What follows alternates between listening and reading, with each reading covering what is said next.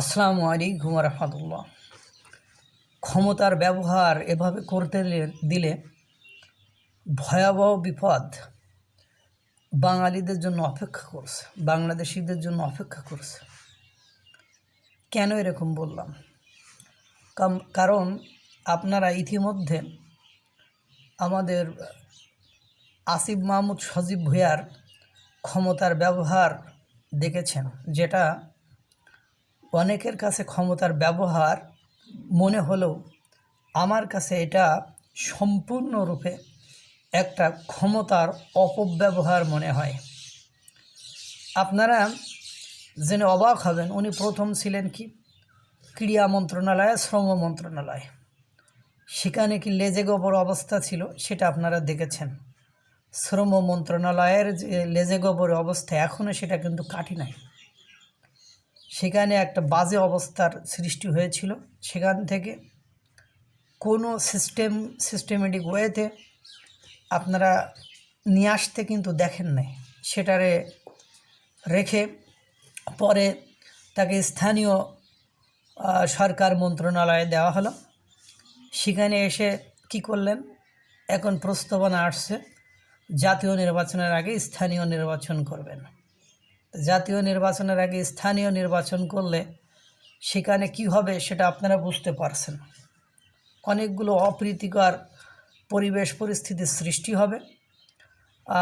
সেখানে ওরা চাইবে তাদের নিজেদের লোকদেরকে বসাইতে এবং বসানোর আলটিমেটলি সর্বোত্তম চেষ্টা করবে। এরপরে আপনারা জেনে অবাক হবেন যে এই ক্ষমতার কি পরিমাণ অনধিকার চর্চা বা অপব্যবহারের দিকে যাচ্ছে। যেখানে একজন ছাত্র পড়ালেখা করলে চাকরি পাইতো কি পাইতো না। আর সবচেয়ে একটা বড় কথা হলো এক্সপিরিয়েন্স, মানে আপনার অভিজ্ঞতা যদি বাস্তব অভিজ্ঞতা না হয়, ফিল্ডে থাকা যদি অভিজ্ঞতা না হয়, সংগ্রাম করা আর রাষ্ট্র পরিচালনা করা কিন্তু এক নয়। একদিন বাজারে যে বাপের পকেটে টাকা নিয়ে বাজার করতে যাওয়া আর পুরো সংসারটা বাপের মতো করে রান করা কিন্তু একরকম নয়। এরকম হয়ে গেছে। এখন আইন শৃঙ্খলা কমিটির জাতীয় কমিটির সদস্য সচিব হচ্ছেন আসিফ মাহমুদ সজীব ভুঁইয়া। কিছু বুঝতে পারতেছেন যে আইন শৃঙ্খলা কমিটির জাতীয় কমিটির সদস্য সচিব মানে কোন জায়গায় হাত দিয়েছে এবং কি হবে। আরও অনেক কিছু প্ল্যানিং চলছে, যেগুলো আমরা সামনে আরও খেলা দেখতে পারবো, যে খেলার জন্য দেখার জন্য অপেক্ষা করেন। এগুলো তো দেশ পরিচালনা হচ্ছে না, সেটা আমাদের ইতিমধ্যে আমাদের ডক্টর মোহাম্মদ ইউনূস সাহেব নুরুল কবির, সাংবাদিক নুরুল কবিরকে সাক্ষাৎকার দেওয়ার সময় বলেছে। কারণ একটা সুস্থ স্বাভাবিক দেশ যেখানে স্ট্যাবিলিটি থাকে, যেখানে মানুষগুলো স্বাচ্ছন্দ্যে থাকে, সেখানকার একটা দক্ষ সরকার হিমশিম খায় দেশকে পরিচালনা করতে। সেখানে একটা অনভিজ্ঞ আনাড়ি এবং এই অনভিজ্ঞ আনাড়ি লোকদেরকে নিয়ে এসে সেই দেশ এই অস্থিতিশীল পরিবেশ পরিস্থিতিতে, যেখানে আইন বিচার প্রশাসন কোনো কিছুতে স্ট্যাবিলিটি নেই, যেখানে কোনো কিছুতেই আপনি সান্ত্বনা দেওয়ার মতো বা কোনো কিছু লোকের সামনে দাঁড় করানোর মতো পরিবেশ পরিস্থিতি আপনি দেখাতে পারবেন না। সেই পরিবেশ পরিস্থিতিতে এই ধরনের অনভিজ্ঞ উল্কো বুদ্ধির উড়নচণ্ডী মানে পাবলিকের যদি ক্ষমতা দেওয়া হয় এবং সেই ক্ষমতা যদি তারা ইচ্ছা মতো ব্যবহার করে, তাহলে কি হতে পারে এটা কি বলার অপেক্ষা রাখে? সাংবাদিক মঞ্জুরুল আলম পান্না সাহেব বলেন, ভেতরে অনেক খবরাখবর আছে আমাদের কাছে, যেগুলো এখন আমরা বলতে চাচ্ছি না। তার মানে বুঝতে পারছি, এই যে সাংবাদিক মঞ্জুরুল আলম পান্না উনি যে বলছে ভেতরে অনেক খবরাখবর আছে আমাদের কাছে, যেগুলো এখন আমরা বলতে চাচ্ছি না, এই কথার গুরুত্ব বোঝেন আপনারা? এরপরে দেখেন এই আসিফ মাহমুদ সজীব ভুঁইয়া কতটা অনভিজ্ঞ এবং ক্ষমতার কতটা অপব্যবহার করেছে। 500 টাকার কম্বল দিতে যে হেলিকপ্টার ব্যবহার করেছে, অস্থায়ী হেলিপ্যাড তৈরি করেছে, যে অস্থায়ী হেলিপ্যাড শুধুমাত্র রাষ্ট্রপতি এবং প্রধানমন্ত্রী গুরুত্বপূর্ণ জরুরি অবস্থাতে তাদের জন্য তৈরি করা হয়। আর ইনি একজন উপদেষ্টা হয়ে ইচ্ছা মতো সেই হেলিপ্যাড তৈরি করেছে, ব্যবহার করেছে। সেখানে যে হেলিকপ্টার ব্যবহার করে মতবিনিময়, এবং সেই মতবিনিময় সভায় কোনো গুরুত্ব ছিল না, একদম গুরুত্বহীন, একদম সামান্য একটা বিষয় নিয়ে সেখানে তিনি গিয়েছেন, এবং দেখা যায় 500 টাকার কম্বল তিনি হেলিকপ্টারে উঠে গেছেন এবং দিয়েছেন। সেই 500 টাকার কম্বলের মূল্য পড়ে গিয়েছে 30 থেকে 35,000 টাকা। এই যে কাজটি উনি করলেন, এই কাজের আপনারা কিছু গুরুত্ব বুঝতেছেন। এবং বাংলাদেশ ইতিমধ্যে পাকিস্তানের সাথে ব্যবসা বাণিজ্য করার জন্য উঠে পড়ে লাগছে।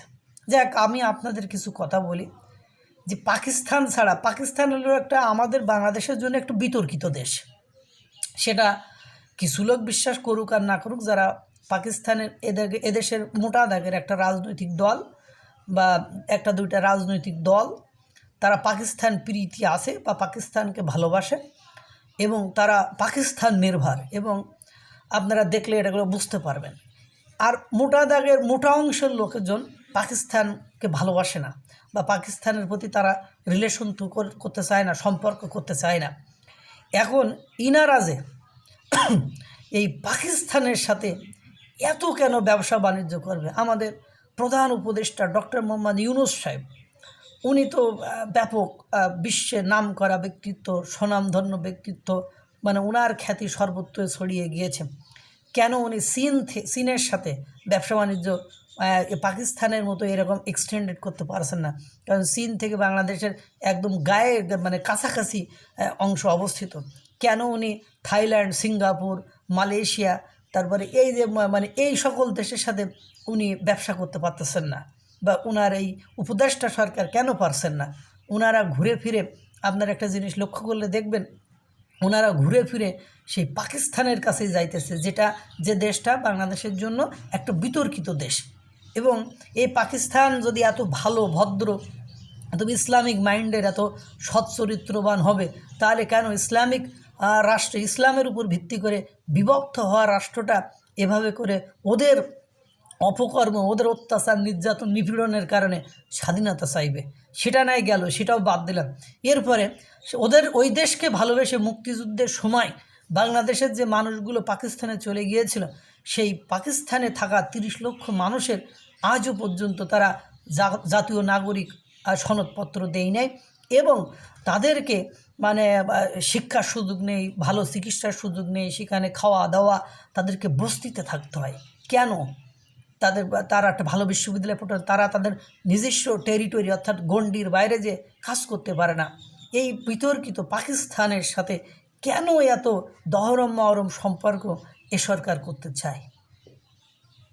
এই হলো ক্ষমতার মানে বিষয়টা। এরপরে আর একজন আছে দপ্তরবিহীন উপদেষ্টা মাহফুজ আলম।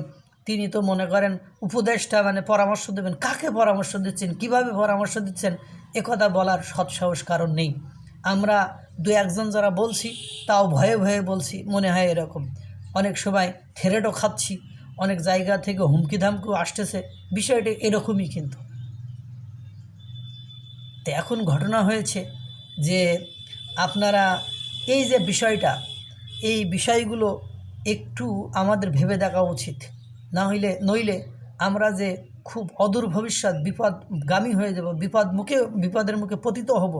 কারণ এই যে আমরা বিভিন্ন অ্যাঙ্গেল থেকে ক্ষমতার অপব্যবহার করতে দিচ্ছি। ক্ষমতার লোভ কিন্তু চরম আকার, কারণ রাষ্ট্রবিজ্ঞানের ভাষায় ক্ষমতা মানুষকে ক্ষমতাবান করে, অতিরিক্ত ক্ষমতা মানুষকে দুর্নীতিগ্রস্ত করে। তাই এজন্য কোনো ছাত্র উপদেষ্টা বা কাউকে এমন অতিরিক্ত ক্ষমতা দেওয়া উচিত হবে না যে ক্ষমতা আমাদেরকে বিপদগ্রস্ত করে। ওই যে মঞ্জুরুল আলম পান্না সাংবাদিক, ওনার যে কথাটা, এই কথাটা কিন্তু কতটা গুরুত্বপূর্ণ। উনি একজন সাংবাদিক এবং নাম করা, দেখবেন প্রায় টিভি টক শোতে উনি যান। তিনি বলছেন ভিতরে অনেক খবরাখবর আছে আমাদের কাছে, যেগুলো এখন আমরা বলতে চাচ্ছি না। আল্লাহ তাআলা সকলকে ভালো রাখুক, সুস্থ রাখুক। আসসালামু আলাইকুম ওয়া রাহমাতুল্লাহ।